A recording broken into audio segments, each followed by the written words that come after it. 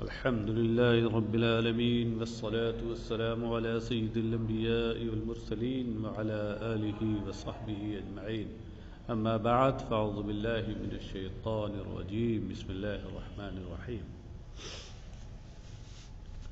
حدثنا علي بن محمد قال حدثنا أبو معاوية عن الأعمش عن عمرو بن مرة عن أبي عبيدة عن أبي موسى قال قام فينا رسول الله صلى الله عليه وسلم بخمس كلمات فقال إن الله لا ينام ولا ينبغي له أن ينام يخفض القسط ويرفعه يرفع إليه عمل الليل قبل عمل النهار وعمل النهار قبل عمل الليل حجابه النور لو كشفه لأحرقت سبحات وجهه ما انتهى إليه بصره من خلقه۔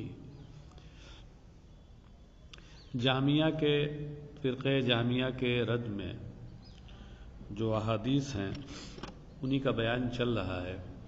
امام ابن ماجہ اپنی سند کے ساتھ مشہور صحابی رسول حضرت ابو موسیٰ اشعری رضی اللہ عنہ سے روایت کرتے ہیں کہ انہوں نے کہا کہ رسول اللہ صلی اللہ علیہ وسلم ہمارے درمیان 5 باتوں کو لے کر کے 5 باتوں کی تبلیغ کے لیے کھڑے ہوئے، 5 باتیں ہم تک پہنچانے کے لیے کھڑے ہوئے۔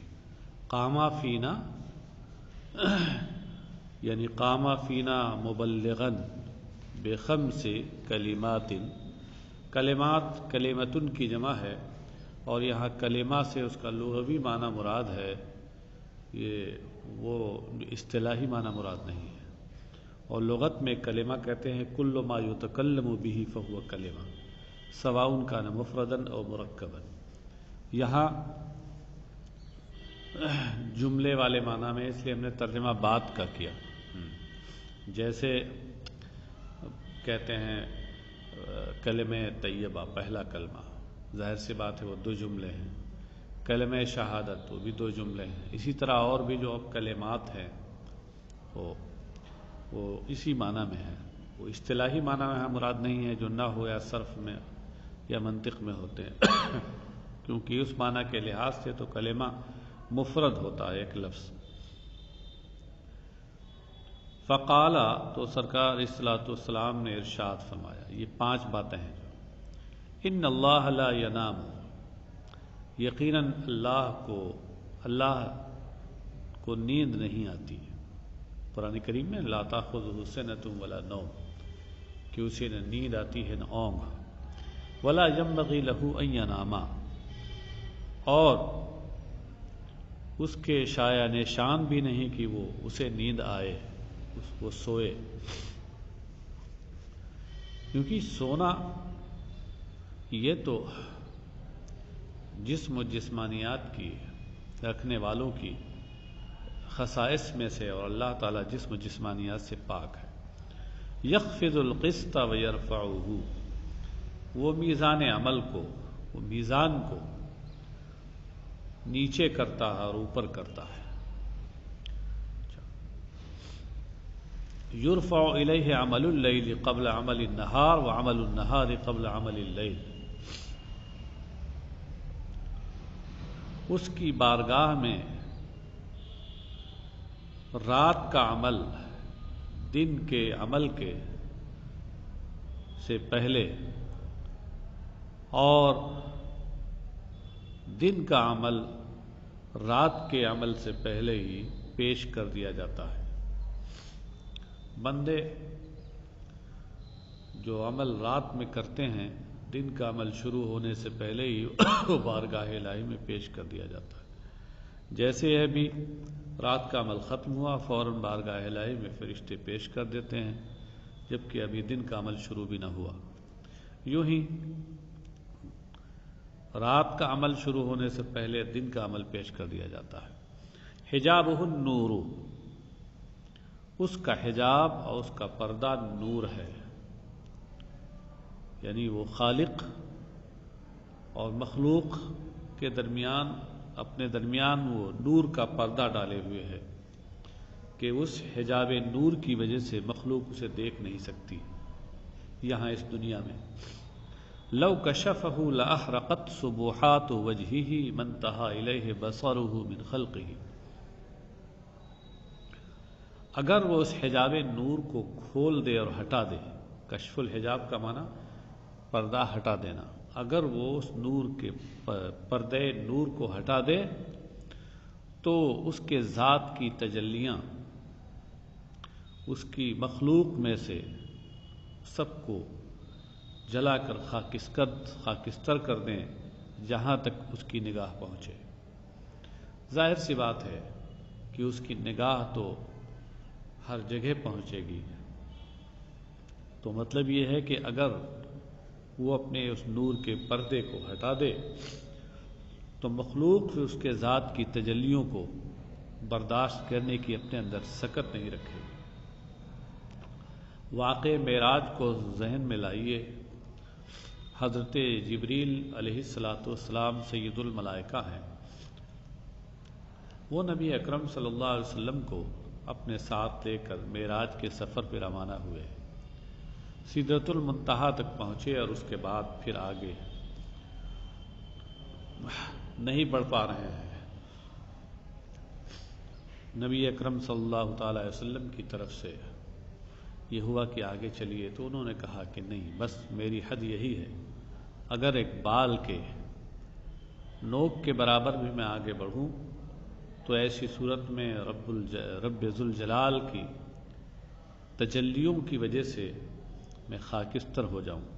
شیخ سعدی نے بوسطہ میں اسی کی ترجمانی یوں فرمائی ہے کہ اگر یک سرے موئے برتر پرم، فروغ تجلا بسوزت پرم۔ حدثنا علی بن محمد قال حدثنا وکیع قال حدثنا المسعودی عن عمرو بن مرة عن ابی عبیدة عن ابی موسیٰ قال قال رسول اللہ صلی اللہ علیہ وسلم ان اللہ لا ينام ولا ينبغي له ان ينام يخفض القسط ويرفعه حجابه النور لو كشفها لا احرقت سبحات وجهه كل شيء ادركه بصره۔ اس میں بھی دیکھیے مضمون وہی ہے، کچھ چیزوں کا فرق ہے صرف، اور باقی مضمون وہی ہے۔ حضرت ابو موسیٰ اشعری سے روایت ہے، انہوں نے کہا کہ رسول اللہ صلی اللہ علیہ وسلم نے ارشاد فرمایا، یقیناً اللہ کو نیند نہیں آتی اور اس کے شایان شان بھی نہیں ہے کہ وہ سوئے اسے نیند آئے۔ وہ میزان عمل کو پست کرتا اور وہ نیچے کرتا اور اوپر کرتا ہے، پست کرتا اور بلند کرتا ہے۔ حجابہ النور، اس کا حجاب نور ہے۔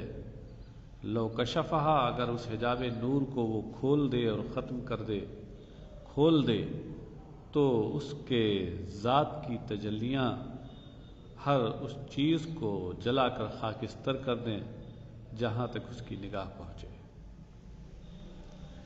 ظاہر سی بات ہے اس کی نگاہ پوری کائنات میں پہنچے گی، تو اس کا مطلب یہ ہے کہ اگر وہ حجاب نور کو اٹھا دے، بیچ سے ہٹا دے، تو ساری مخلوق جل کر خاکستر ہو جائے اور کوئی بھی اس کو برداشت کرنے کی طاقت نہ رکھے۔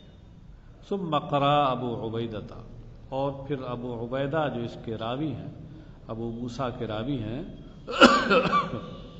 انہوں نے یہ آیت پڑھی، ان بورک من فی النار ومن حولها وسبحان اللہ رب العالمین۔ اس سے پہلے ہے کہ فلما جاءها نودی ان بورک، یہ سورہ نمل میں ہے، حضرت موسیٰ علیہ السلام کے واقعے سے متعلق ہے یہ، کہ جب حضرت موسیٰ وہاں یعنی جب وہ اپنے بیوی کو لے کر کے اور اپنے خسر حضرت شعیب علیہ السلام سے اجازت لے کر اور اپنے گھر کی طرف چلے تاکہ اپنی والدہ سے ملاقات کریں، تو رات انتہائی ٹھنڈی اور بارش تھی اور انتہائی سرد رات تھی، تو انہیں ضرورت محسوس ہوئی کہ وہ آگ جلائیں۔ چکماق نکالا، آگ جلانی چاہیے، مگر چکماق نے کام نہ کیا۔ دور انہیں ایک روشنی نظر آئی، تو حضرت موسیٰ اپنے اہلیہ کو وہیں پر بٹھا کر یہ کہہ کر کہ تم یہیں رہنا اور میں وہاں جا رہا ہوں تاکہ وہاں سے کچھ تمہارے لیے آگ لے کے آؤں اور تمہاری آرام کا سامان کروں. تو جب حضرت موسیٰ وہاں پہنچے نودیا تو انہیں ندا دی گئی ان بورک من فی النار ومن حولہا کہ برکت دیا گیا ہے وہ جو اس آگ کی جلوہ گاہ میں ہے، اس سے مراد حضرت موسیٰ، اور وہ جو اس کے آس پاس ہیں، اس سے مراد فرشتے ہیں. تو من فی النار اس پر عطف ہے من حولہا کا، پھر یہ معطوف علیہ سے مل کر بورکا کا نائب فاعل ہے. سبحان اللہ رب العالمین، پاکی ہے اس اللہ کے لیے جو سارے جہانوں کا پروردگار ہے. حدثنا ابو بکر بن ابی شیبۃ قال حدثنا یزید بن ہارون قال اخبرنا محمد بن اسحاق عن ابی الزناد عن الاعرج عن ابی ہریرہ عن النبی صلی اللہ علیہ وسلم قال يمين الله ملآ لا يغيضها شيء سحاء الليل والنهار وبيده الأخرى الميزان يرفع القسط ويخفض قال أرأيت ما أنفق منذ خلق الله السماوات والأرض فإنه لم ينقص مما في يديه شيئا. حضرت ابو ہریرہ سے روایت ہے، وہ نبی اکرم صلی اللہ علیہ وسلم سے روایت کرتے ہیں کہ سرکار نے ارشاد فرمایا اللہ کا دست قدرت پر ہے، ملآ، یہ ملآنوں کی مؤنث ہے، چونکہ یمین لفظ کے اعتبار سے یہ مؤنث ہے اس لیے اس کی خبر بھی مؤنث لائی گئی ہے. اور یمین داہنے ہاتھ کو کہتے ہیں، مراد یہاں ہاتھ ہے. دوسری ایک حدیث میں یہ فرمایا گیا ہے کہ اللہ کے دونوں ہاتھ داہنے ہیں. مطلب یہ ہے کہ داہنے ہاتھ سے عام طور سے سخاوت کی جاتی ہے، دیا جاتا ہے، محتاجوں کی حاجت پوری کی جاتی ہے. تو اللہ کے دونوں ہاتھ داہنے ہیں، مطلب یہ ہے کہ وہ خوب محتاجوں کی حاجت روائی فرماتا ہے، مانگنے والوں کو ان کے مانگنے سے سوا عطا فرماتا ہے. اور یمین اللہ ملآ، اللہ کا ہاتھ بھرا ہوا ہے، پر ہے، مراد ہے اس کا دست قدرت، اس کا دست جود و سخاوت.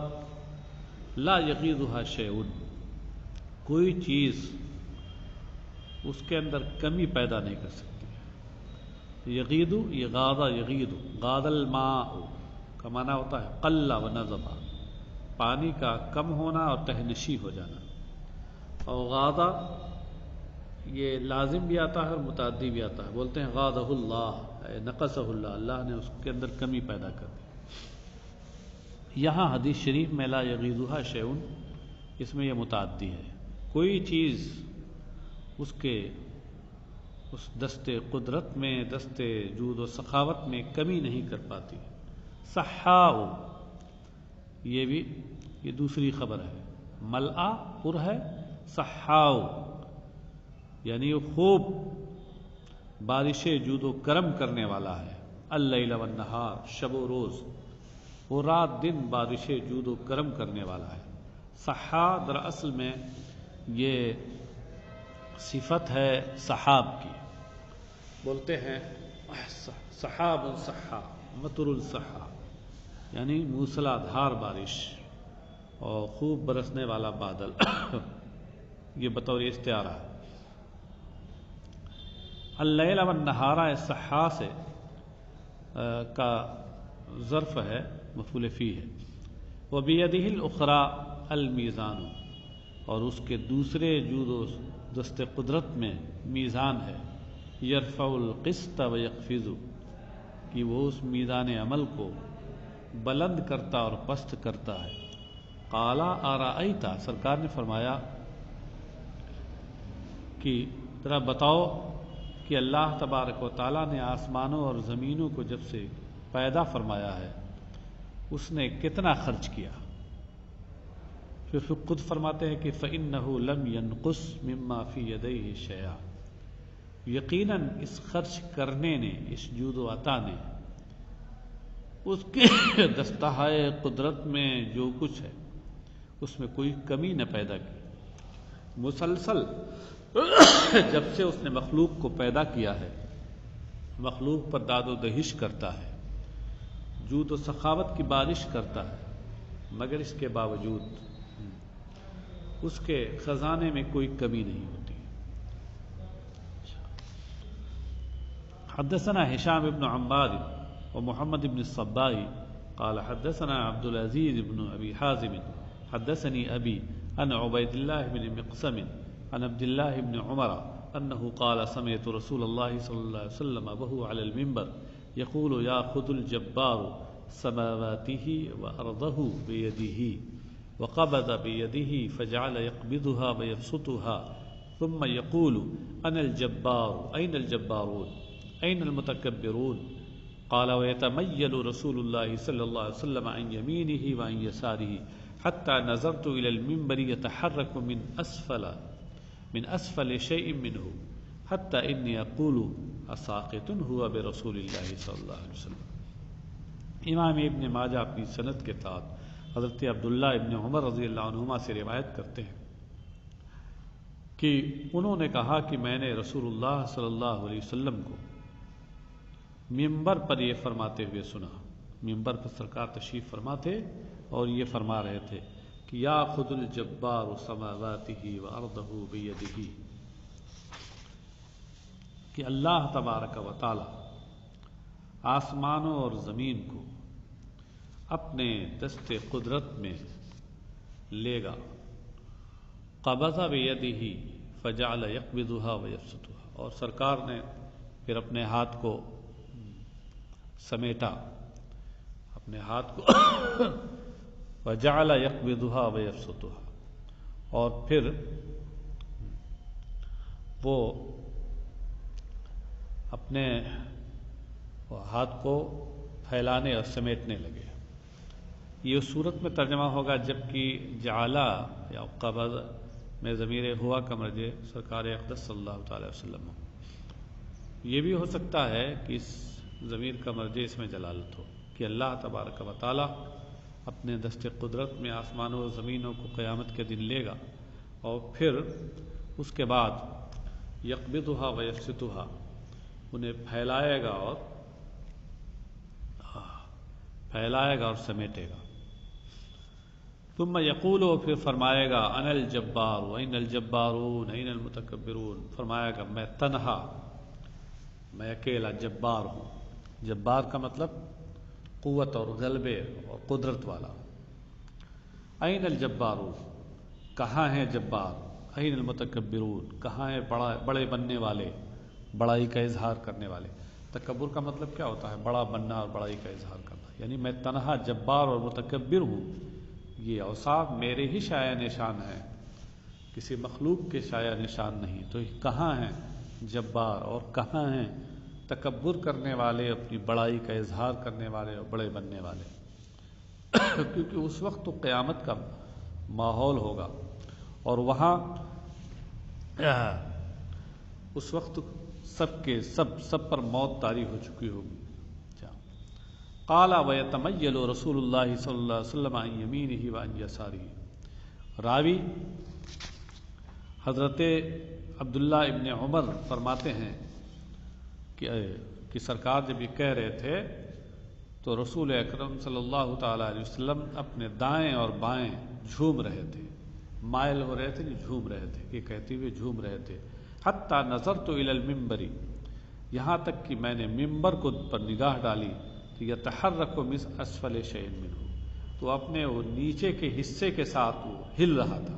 سرکار اس طریقے سے دائیں بائیں ہل رہے تھے اور جھوم رہے تھے کہ لکڑی کا جو ممبر تھا وہ نیچے سے بالکل ہل رہا تھا۔ حتی انی اقول، یہاں تک کہ میں دل میں یہ کہہ رہا تھا ساقط ہوا برسول اللہ، کہ کہیں وہ رسول اکرم صلی اللہ علیہ وسلم کے سمیت نیچے نہ آ گرے، یعنی کہیں یہ ممبر الٹ نہ جائے۔ اس طرح سرکار پوری طاقت کے ساتھ جھوم رہے تھے۔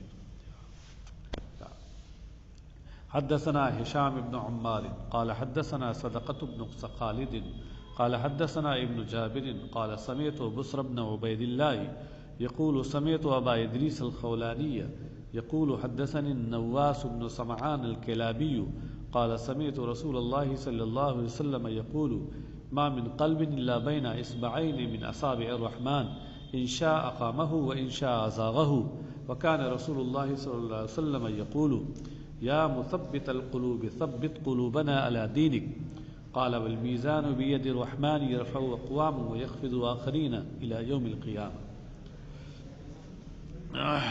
امام ابن ماجہ اپنی سند کے ساتھ حضرت نواس ابن سمعان کلابی سے روایت کرتے ہیں، انہوں نے کہا کہ میں نے رسول اللہ صلی اللہ علیہ وسلم کو یہ فرماتے ہوئے سنا کہ جو بھی دل ہے وہ اللہ کی دو انگشتہائے قدرت کے درمیان ہے.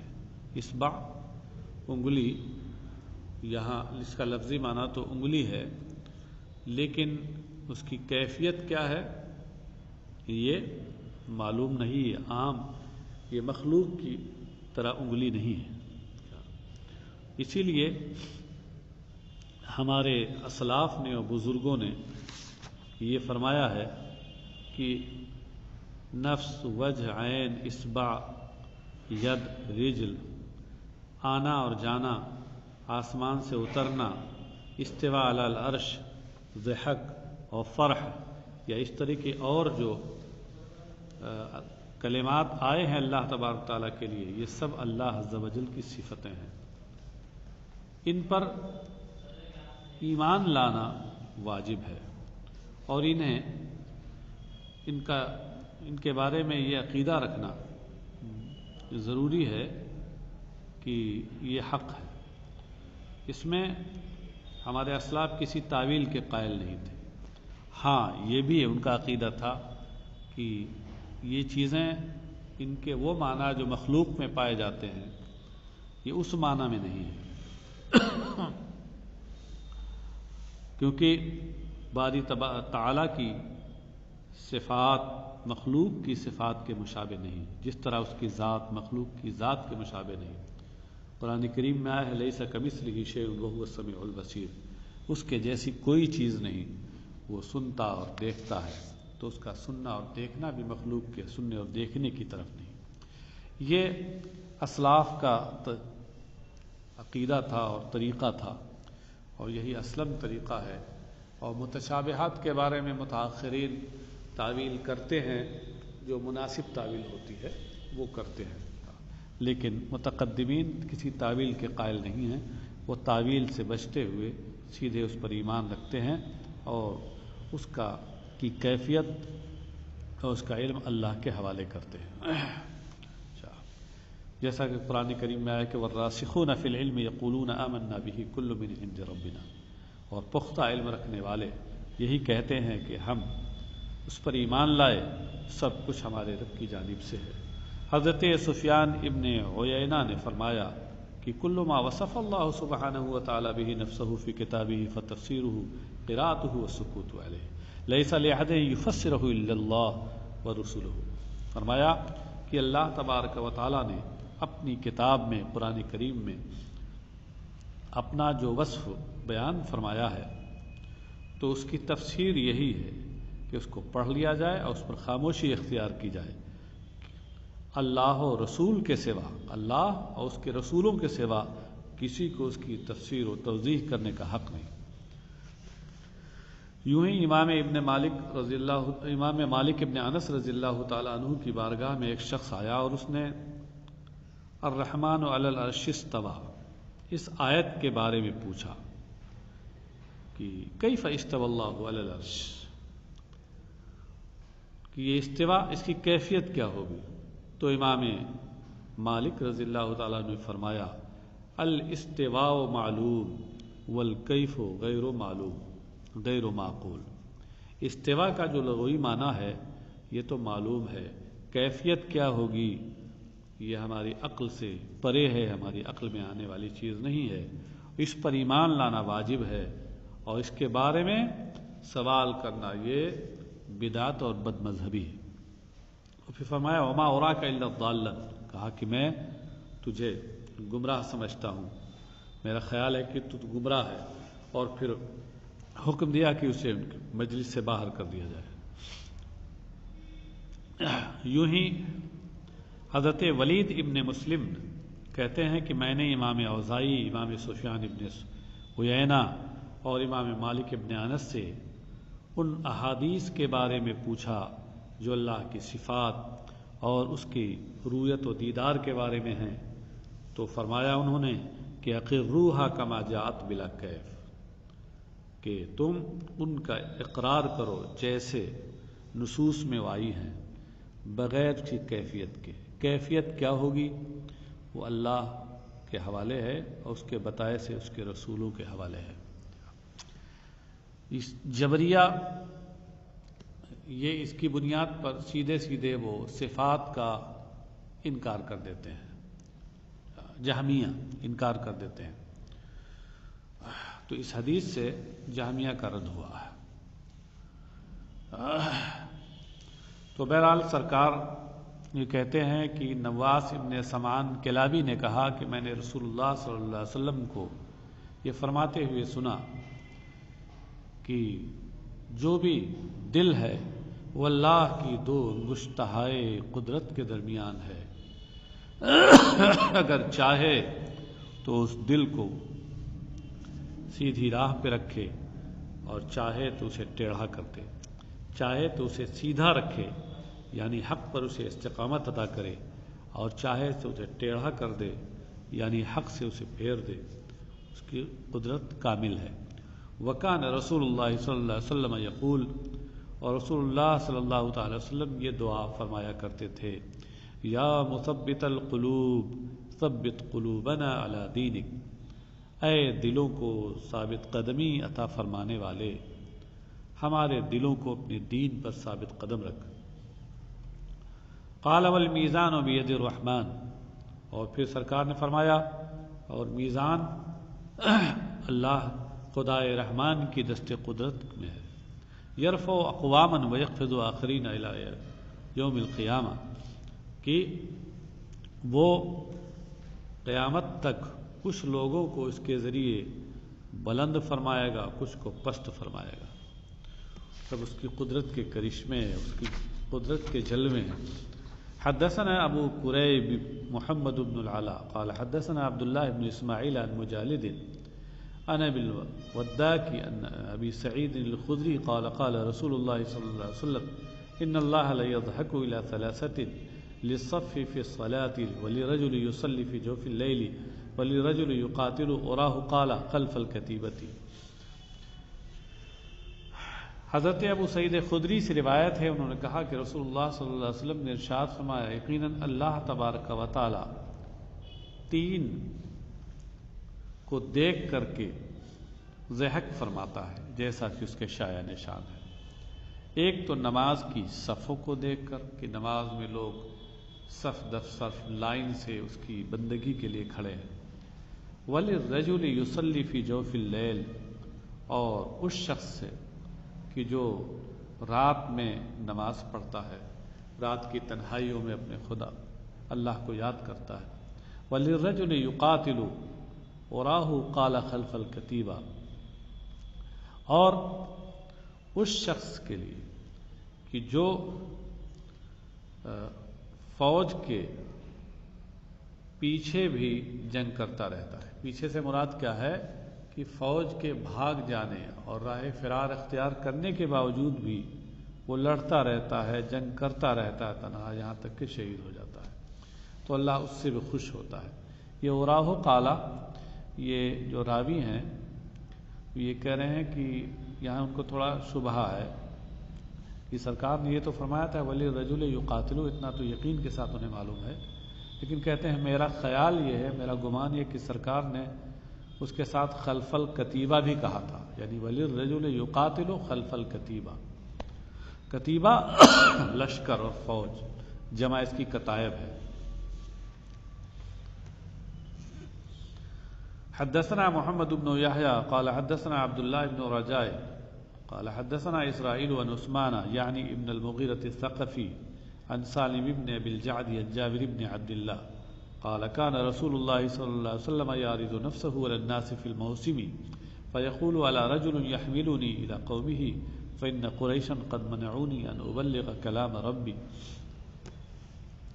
حضرت جابر ابن عبداللہ سے روایت ہے، انہوں نے کہا کہ رسول اللہ صلی اللہ علیہ وسلم حج کے زمانے میں، موسم سے مراد موسم الحج، حج کے زمانے میں اپنے آپ کو لوگوں کے سامنے پیش کرتے تھے.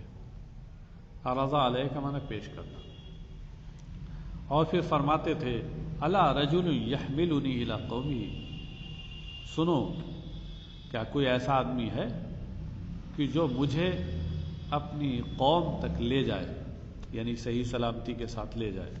فإن قریشا قد منعونی ان ابلغ کلام ربی، اس لیے کہ قریش نے مجھے اس بات سے روک رکھا ہے کہ میں اپنے رب کے کلام کی تبلیغ کروں، اپنے رب کا کلام اور اپنے رب کی باتیں اور اس کا حکم اس کے بندوں تک پہنچاؤں. قریش نے مجھے اس سے روک رکھا ہے، اس لیے کیا تم میں سے کوئی ایسا ہے کہ جو مجھے اپنی قوم تک صحیح و سلامتی کے ساتھ لے جائے تاکہ وہاں تک میں اللہ کا حکم اور اس کا پیغام پہنچاؤں.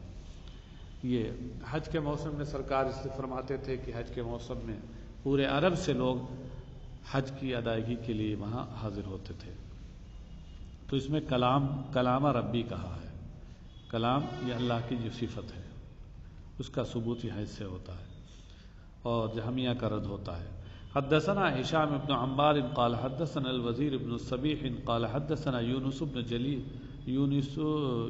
يونس بن حلبس عن ام الدرداء عن ابي الدرداء عن النبي صلى الله عليه وسلم في قوله تعالى كل يوم هو في شان قال من شانه يغفر ذنبا ويفرج كربا ويرفع قوما ويخفض آخرين. امام ابن ماجہ اپنی سند کے ساتھ حضرت ابو درداء سے روایت کرتے ہیں اور وہ نبی اکرم صلی اللہ علیہ وسلم سے روایت کرتے ہیں اللہ تعالیٰ کے اس قول کل یوم ہوا فی شان کے بارے میں. کل یوم ہوا فی شان کی روزانہ اس کی ایک شان ہے، ایک نئی شان ہے.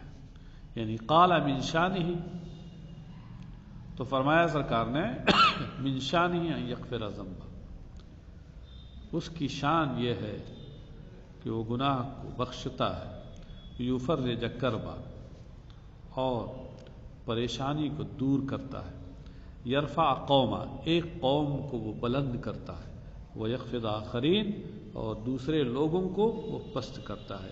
یہ اس کی شان ہے، شان قدرت ہے، اس کی شان قدرت کے کرشمے ہیں. بس آج یہیں تک، پھر انشاءاللہ تبارک و تعالی اب یہاں سے آگے دوسرا باب شروع ہوگا، باب من سن سنتا حسنتا او سیئتا. اس کا درس انشاءاللہ آگے ہوگا.